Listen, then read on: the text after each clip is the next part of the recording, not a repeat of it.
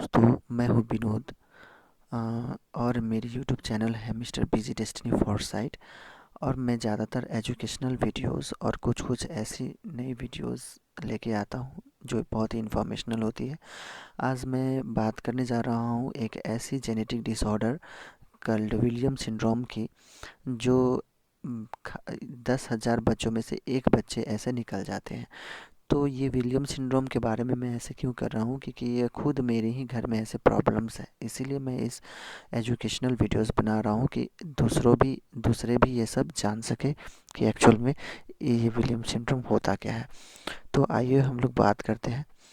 तो पहले चलते हैं विलियम सिंड्रोम के बारे में। तो ये एक पिक्चर है, एक लड़की की पिक्चर है, जो ये दोनों तरफ से मतलब मेल्स और फीमेल दोनों ही अफेक्टेड होते हैं। तो ऐसे बच्चों की जेनेटिक हिस्ट्री निकाली जाती है और ज़्यादातर देखते हैं कि इनके फेशियल फीचर्स को रीड किया जाता है, इनके बिहेवियर्स को रीड किया जाता है, जो जेनेटिक काउंसलर्स बड़े बड़े हॉस्पिटल में करते हैं। और बेस्ट हॉस्पिटल जो do the genetic counselling is the AIIMS, all India institute of medical science, जो न्यू दिल्ली में है। तो मैंने भी अपने बच्चे को यहीं पे ट्रीटमेंट करवाया और यहीं से पता लगाया कि वो इस डिजीज़ से ग्रसित है। तो आइए देखते हैं। मैं जितना कर सकूं आप लोगों को इन्फॉर्मेशन दे सकूं तो वो कर सकता हूं। तो विलियम सिंड्रोम्स में देखें कि फेशियल फीचर्स में उनके लार्ज ईयर्स होते हैं, कान बड़े होते हैं, फुल चिक्स होते हैं, छोटे ज स्मॉल ज होते हैं, ट्रायंगुलर फेस होते हैं, स्मॉल टीथ होते हैं और वाइड माउथ होते हैं, अपटर्न्ड नोज होते हैं, नोज के टिप्स बड़े होते हैं और एपिकैंथल फ्लोल्ड्स होते हैं, मतलब जो निकटेटिंग मेमोरी जो आँखों के साइड कॉर्नर्स पे होते हैं वो ज़रा फोल्ड होते हैं। तो ये सब बाद में भी आते रहेंगे। पहले हम लोग अब नए स्लाइड्स पे जाते हैं।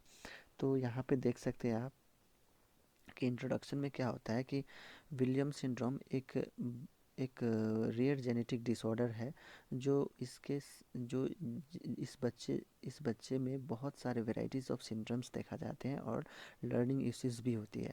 सो ऐसे चिल्ड्रंस को हार्ट प्रॉब्लम, ब्लड वेसल्स की problem, kidneys and other organs में भी प्रॉब्लम होते हैं।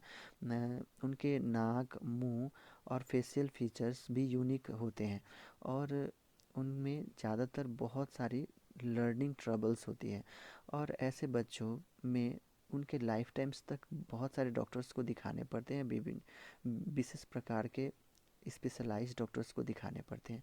और अगर उन लोग को राइट ट्रीटमेंट्स मिले तो वो लोग अपना हेल्दी लाइफ जी सकते हैं।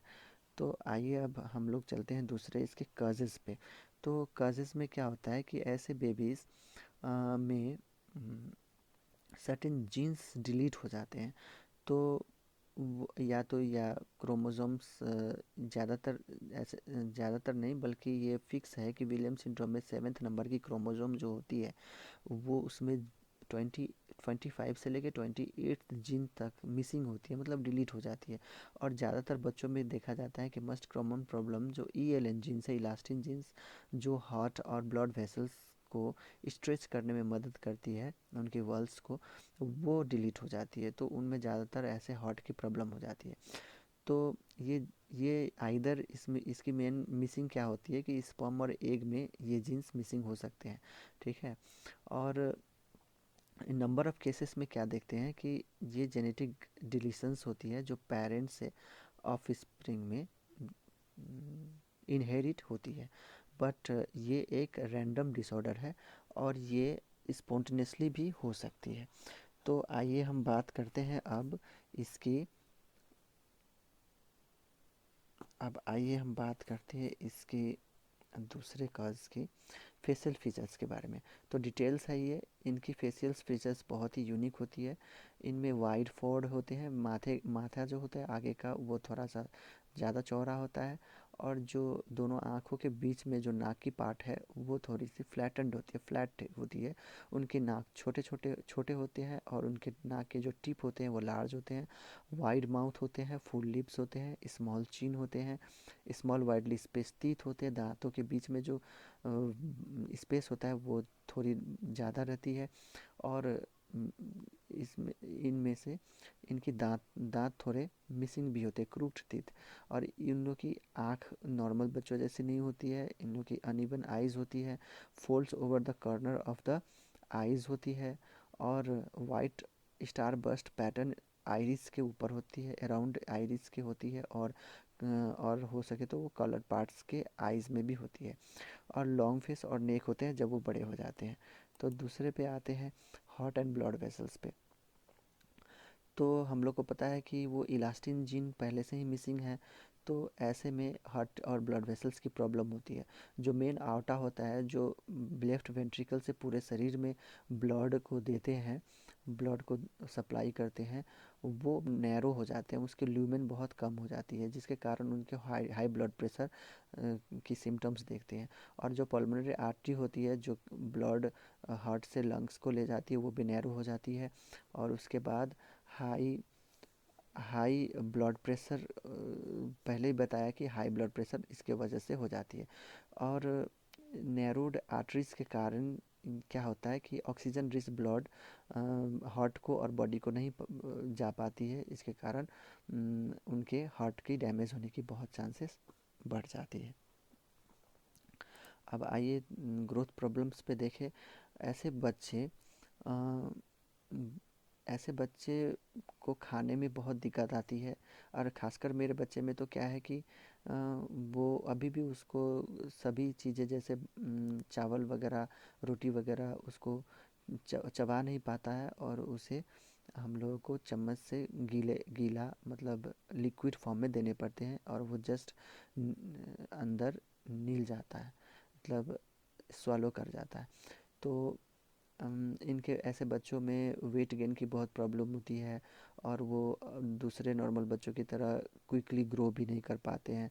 और जब वो बड़े होते हैं तो उनकी हाइट्स भी कम होती है औरों के कंपेयर में। अब आते हैं पर्सनैलिटी पे। तो ऐसे चिल्ड्रंस बहुत ही खुश मिजाज होते हैं। इसको विलियम सिंड्रोम को एक हैप्पी सिंड्रोम भी कहा जाता है। बहुत फ्रेंडली नेचर के होते हैं और बाहर जाना पसंद करते हैं। अब आते हैं लर्निंग प्रॉब्लम्स में।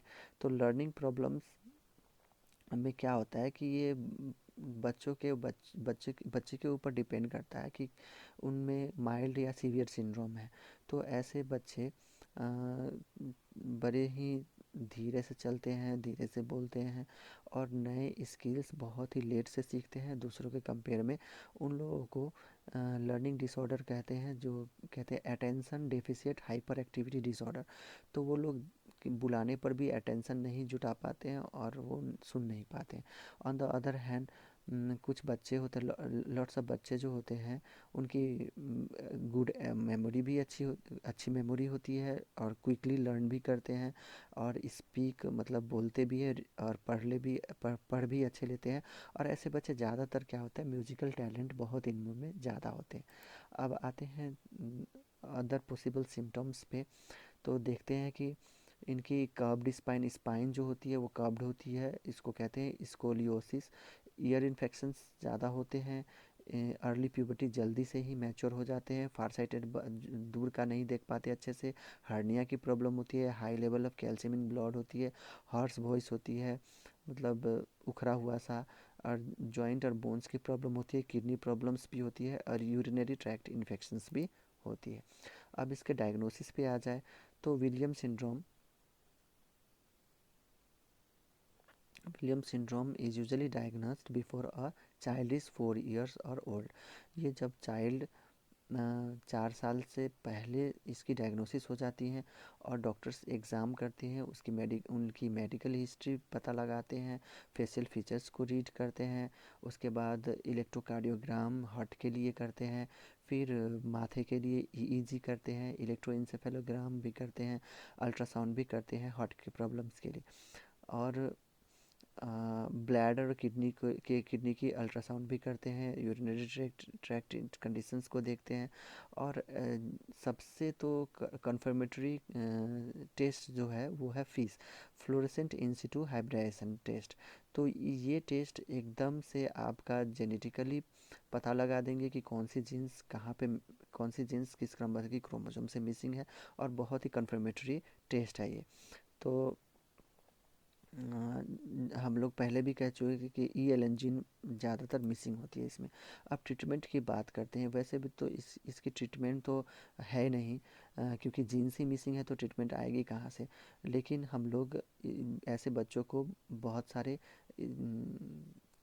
डॉक्टर्स, स्पेशलाइज्ड डॉक्टर्स को दिखा सकते हैं, जैसे कार्डियोलॉजिस्ट को, इंडोक्राइनोलॉजिस्ट को, गैस्ट्रोएंटेरोलॉजिस्ट को, उसके बाद आँख के लिए ऑप्थेल्मोलॉजिस्ट को, फिर साइकोलॉजिस्ट को दिमाग के लिए, साइकोलॉजिस्ट को स्पीच और लैंग्वेज थेरापिस्ट भी करा सकते हैं, ऑक्यूपेशनल थेरापिस्ट भी करा सकते हैं, और फिजिकल थेरापिस्ट भी करा सकते हैं।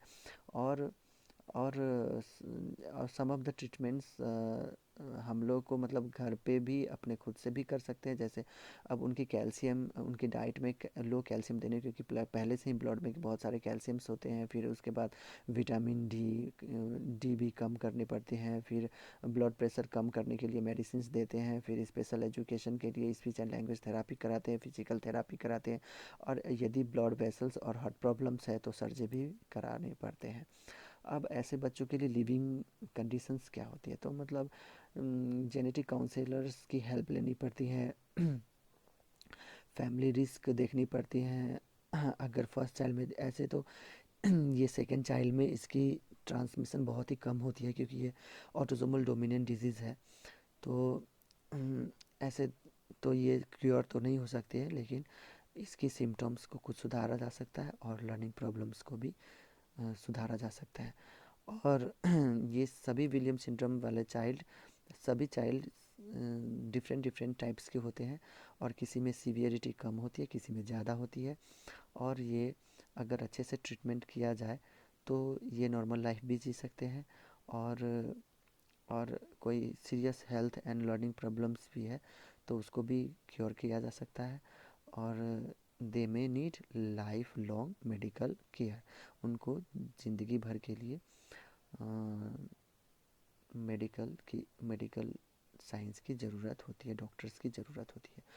तो ये थी हमारी विलियम सिंड्रोम्स की कुछ जानकारियाँ जो आप लोगों को मैं देना चाहता था। और ये मेरी खुद घर मेरे बच्चे को विलियम सिंड्रोम है, और मैं एक्सपेक्ट कर रहा हूँ कि ये मेरी अगली चाइल्ड नॉर्मल हो। बस यही आप सबकी दुआ रहे, और हो सके तो आप अब इस मेरी चैनल को लाइक और सब्सक्राइब कर दीजिए, और बेल आइकन को दबा दीजिए, क्योंकि ऐसे ही इंफॉर्मेशनल वीडियोस आपके लिए मैं लाता रहूँगा। और हो सके तो आप मेरे बच्चे के लिए दुआ भी दे दीजिए, जो मेरे बच्चे को लगे। सो थैंक यू, और वेट कीजिए मेरे अगले वीडियोस नेक्स्ट टॉपिक पे। Thank you very much.